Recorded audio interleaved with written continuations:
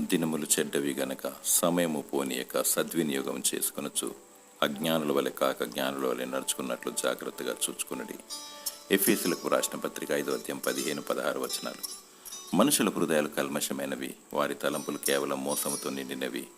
చెడిపోయిన బ్రతుకులతో పతనానికి మొగ్గుతున్నారు. ప్రేమలు చల్లారిపోయి మనిషిని చంపుకునే దినాలు.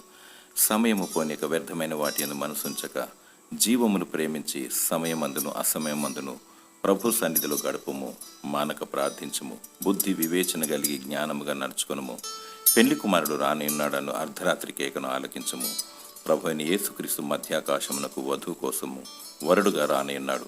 బుద్ధిగల కన్యకల వలె సిద్ధపడి ఆయనను ఎదుర్కొనుము. మనసు నిండా దేవుని వాక్యమును నింపుకొని ఆయనను మనసంతటితో ఆరాధించుము.